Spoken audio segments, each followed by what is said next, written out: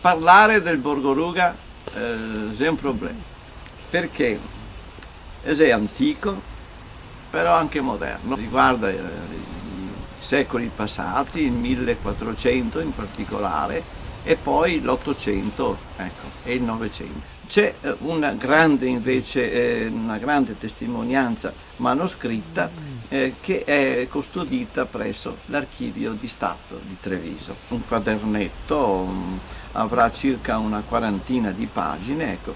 Il notaio si chiamava Giacomo de Ruga, figlio di Lazzaro.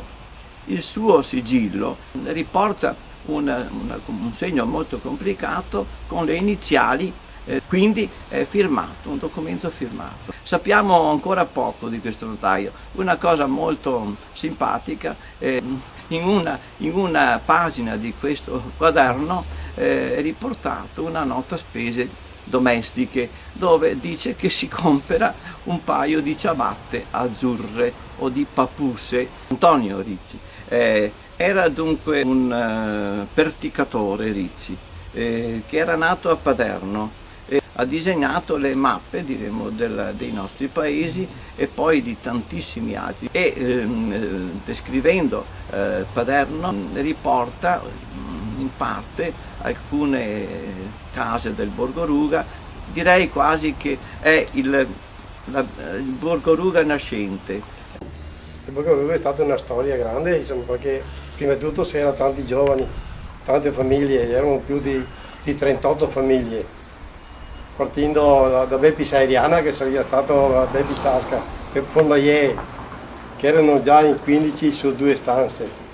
Poi partiva da questa casa che sono andato io, poi c'era il Pivato, il Pretotto, il Poveliano, il Baseggio, che tutte persone che hanno fatto la storia, insomma, del Borgo Ruga. Come dire, per un edificio c'erano 2, 3, 4, 5 famiglie.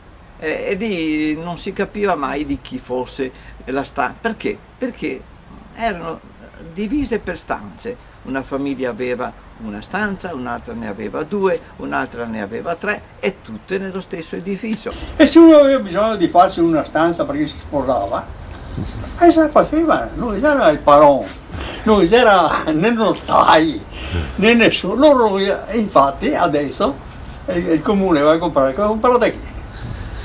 Non c'è nessun padrone e tutti i padroni. Se loro facevano la casa, una stanza, devo sposarmi, fate una stanza qua, fate una stanza attaccata all'altra, non era che qua era mio, lei era tuo, no? Io quando sono venuto qua nel 61, 62, c'era più di 100 persone, tutte le famiglie qui, tanti bambini. Bambini non ce ne sono più. C'è il mio nipotino che viene qui a trovarmi, è una famiglia qui che ha un bambino venezuelano.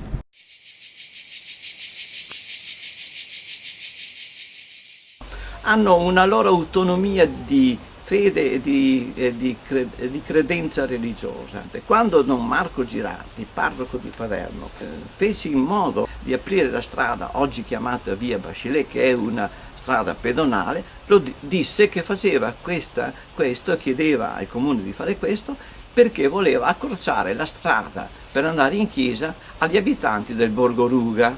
Vuol dire che non erano proprio così praticanti, ma l'apertura di questa strada non facilitò certamente. Poi c'era i baruffi che era da lì, i baruffi e donne, che dalla parte della strada e a parte del borgo, mi si dice un sacco a poi baruffa tutto il giorno. E ora che ha fatto un bagno, un tocco di terra, così alta. Ciao, appare anche molto no. Ma dopo quando che uno gli ha detto, ma sta attento, detto, che geometra tutto là, chi ti ha fatto quel bagno bianco? Perché? Detto? E perché dice, non mi pare giusto. che quando si sbassa si vede, non importa, basta che mi vede a testa di chi casè. Abitavo nella casa di Mesadri, di proprietà di Serena. Il 23 gennaio, che era il giorno della Sagretta, si faceva la gara chi andava a suonare prima la campana fra noi dei Mesadri e i bambini del Borgo Ruga, perché noi si pensava che la campana fosse nostra, e invece il Borgo Ruga ce la volevano prendere, insomma.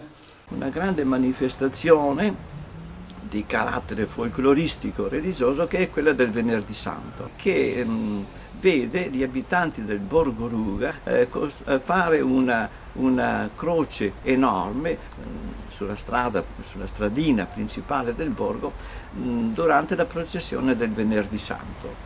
E questa è ripetuta tutti gli anni con lo stesso entusiasmo di 40, di 50, di 60 anni fa.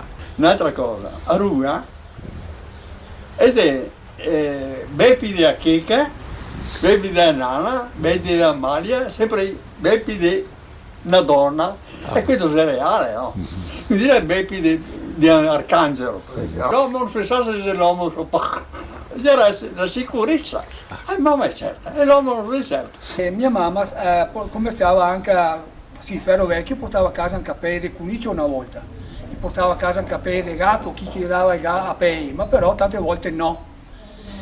E mia mamma appendeva queste pelli dentro, li metteva dentro su questo ferro tipo fatto a forcella per la seccare, e poi ogni martedì andava puntuale, andava al mercato a Treviso e vendeva i suoi prodotti. Un giorno si decide di farmi una pelliccia. Ora mi ha fatto una per me, una per mio fratello e una per mia sorella, ma bellissime, sapete, con le pelle di gatto e di cunicio. E mi ricordo sempre che noi altri qua, lì era sempre un cunicio, si mangiava sempre questi cunici. Dopo mi è venuto in mente che era un gatto, ma però era buonissimo, si mangiava. Non sarebbe niente da dire, no?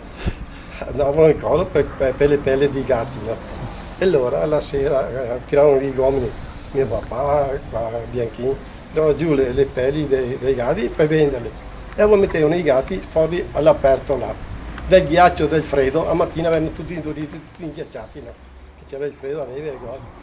Allora a mattina passava le donne del Borgo Ruga a prendersi il suo coniglio, si dice, il suo gatto, e quello era da mangiare. Cosa che non si mangiava, andava da Maria Molina, un bovo a parte dell'acqua. Quando vi che mio gatto comprava qualche fuscello, gli dava un po' di largo a Virginio e cose, e lei faceva i salamini, poi faceva qualche pranzo, ciappava, gli portava il suo bel salame, per tutti gli era buono, bel salame del gatto.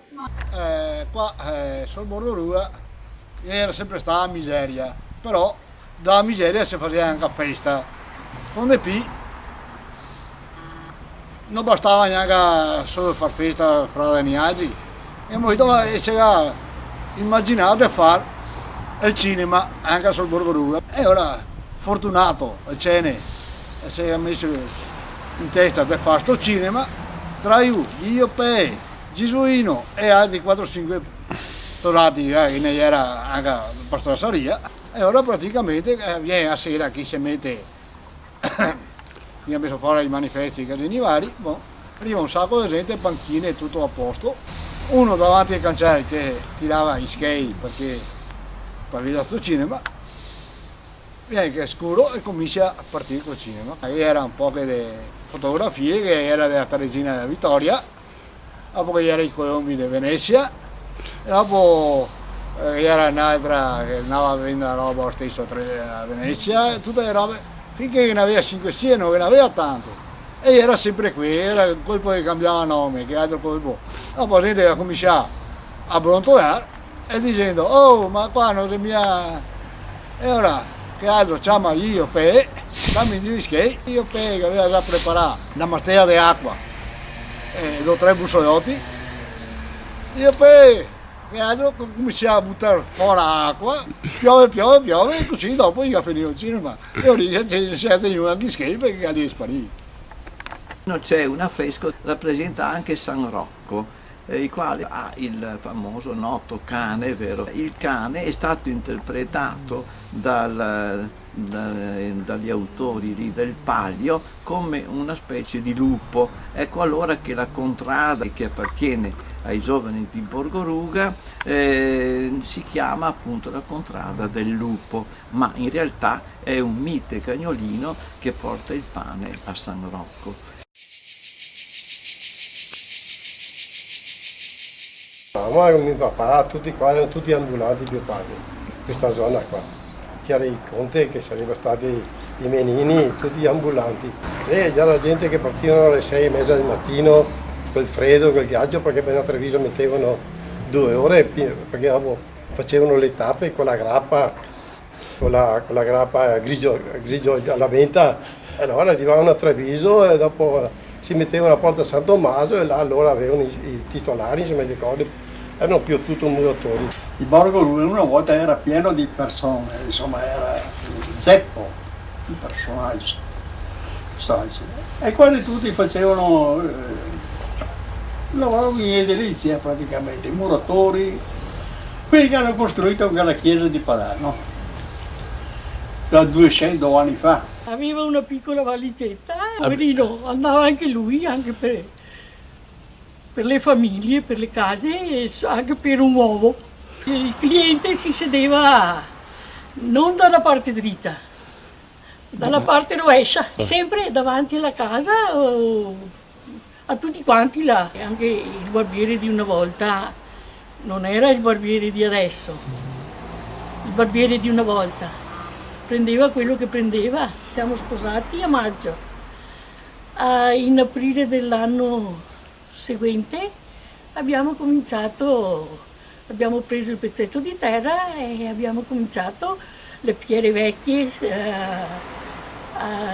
come si dice, calcinarle, levare le malte perché il suocero le aveva trovate a Treviso e abbiamo cominciato così, con niente, un badile vecchio, la carriola con la ruota di legno e dopo prendevo la Vespa e passavo per il negozio, chiedevo se aveva preso 400-500 lire, perché un sacco di cemento costava 500 lire, e prendevo i soldi, andavo a prendere il sacco, ritornavo e si faceva la malta tutta a mano, tutta prendendo l'acqua al canale di Merlengo, al semaforo qua di Merlengo, perché l'acquedotto non c'era, e così insomma piano per fare 4 stanze ci abbiamo messo 3 anni e mezzo.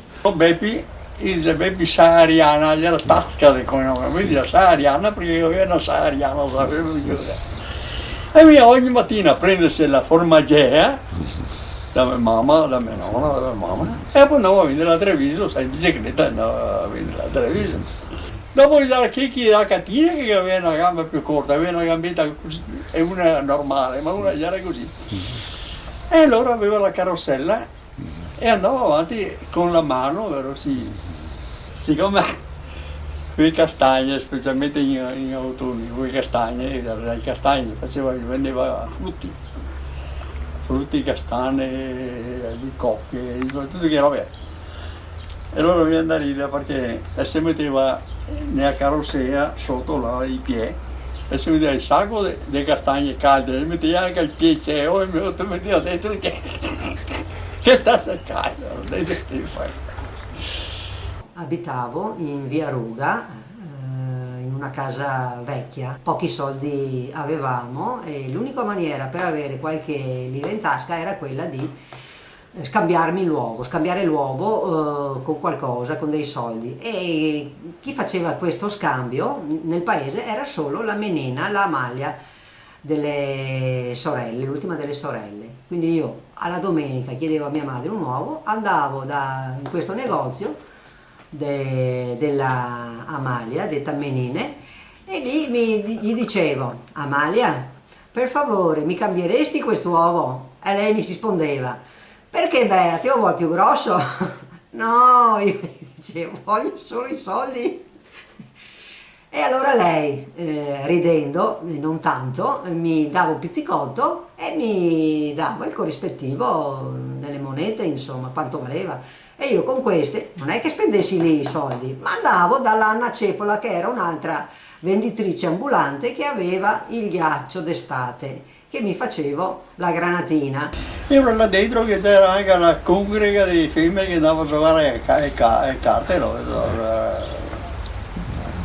Giocavano a carte, era raduno. E ora a mattina zia Ernesta acciappava, attaccava il cavallo, caretto e via. Il cavallo sapeva che doveva partire e andare a Treviso, al Marcà. Spesso succedeva che percorrendo la strada che da casa mia andava alla fermata dell'autobus mentre andavo a scuola, sentivo lo scalpiccio degli zoccoli della cavalla dell'Ernesta e a un mio cenno l'Ernesta fermava la cavalla e mi faceva salire sulla carretta vicino a lei. Mi dava così un passaggio sulla strada per la scuola. E io faceva le sospese, dopo aveva il suo giro, finiva a caricare tutto, partiva e il cavallo sapeva giorno per giorno che giro che aveva a fare, perché io ormai andavo avanti da solo. Arrivava davanti al bar e si fermava e arrivava fuori la gente, comprava e dopo io partiva e se no arrivava per le sue famiglie dove andava e avanti. Arrivava a sera, un'ombra da una parte, uno spiccietto da l'altra e avanti. E il cavallo sapeva che era l'orario di tornare a casa e pian piano si inviava e arrivava a casa. Il giorno dei morti era un'usanza vedere l'Ernesta Menina che cuoceva le castagne, i marroni sulla sua farsora bucata fuori del Borgo Ruga, sulla sua casetta, quella bassa. E alla gente che passava sentiva questo profumo di caldaroste e si comperava un cartoccetto. Vado dall'Anna Cepola che col suo carrettino andava fuori dalla chiesa, che anche lei vendeva dolciumi, ma aveva il ghiaccio per le granatine. Lo tirava fuori, lo metteva sopra un baldacchino, lì un tavolino, e lì con un altro cimelio, che adesso non so come si chiama, la grattugia la chiamo io, mi grattugiava questo ghiaccio e mi metteva lo sciroppo d'arancio perché era quello che mi piaceva. Però lei purtroppo non accettava l'uovo e quindi io ero costretta a passare dalle menine perché solo loro mi davano questa opportunità. E quando tornavo a casa lo raccontavo a mia madre e mia madre mi diceva parole perché non dovevo fare questo, dovevo spenderlo dove me lo cambiavano l'uovo. Era a Roico Povediano, sì, sempre, dei Sandro. Era una maestra a Giuriati, si cavava l'orologio, no? Si cavava l'orologio, lo metteva qua in cima alla cattedra. Mia Lucy era sempre davanti perché era i piccei, no? Le stature. E dopo a Giuriati, quando era i 10 così andavo a fare una ciacerata con la bici che era che altra albero, poi io andavo a fare. Io andavo su, mi mettevo già ai 10, e mettevo ai 11 e a mezzogiorno, ragazzi, è mezzogiorno, nome Padre, Figlio e Spirito Santo, avevo via fuori. E era tutto il sgrossamento che andava fuori. La bici e padre dice, Gina, come mai che mandi fuori i ragazzi? Perché non sai, che mezzogiorno che sei 11. Ragazzi, sì, ragazzi, scappano. Una volta era così, si era maleducati. No. Io ero proprio il corridore, che avevo anche fatto successo perché da giovane sono stato campione veneto, campione provinciale, vincevo le corse da giovane, poi ho smesso e ho fatto sempre il direttore tecnico per 30 anni. Io quando andavo in giro per il mondo, che stavo all'estero con i corridori che poi avevo, dicevo sempre, ma dove sei? Dal Borgo Ruga. No, Treviso, e dicevo dal Borgo Ruga. L'artigiano del Borgo Ruga, chiamato Gigio Povediano, detto Pinea, faceva il materassaio e talvolta esercitava questa sua arte dentro il Borgo Ruga. In un angolino lui aveva un piccolo edificio dove custodiva gli strumenti del suo mestiere, in particolare lo strumento che cardava la lana dei materassi. Ecco, Luigi Pinella era particolarmente un uomo di grande schiettezza morale e anche nel suo parlare, sempre schietto e sincero con se stesso e con gli altri. Pinella è stato un personaggio perché da giovane era fuori a lavorare perché è stato a Portogallo diversi anni, poi aveva sempre lavorato e poi lui si è fatto un personaggio personale che lui era un'anima buona, però aveva sempre quella battuta. Caramelli faceva i busi e poi i mordi torno a Cesare, era il cimitero, era come adesso il cimitero comunale, no? E dopo andava a pesci e rane, la moglie a Sant'Ena andava via a vendere aghi, filo, eccetera, aveva una bicicletta con un carrettino, ecco. I fiori e metteva neanche a sera come oh, e vedo tre fiori. Lui apriva la cassetta e lasciava tanto che passasse l'aria e vedevo dentro e partire. Dunque a pompa dell'acqua era proprio la nostra casa, e era un pozzo. La nostra casa di quella grande che è di fronte, no? Da Cesita e questa qua.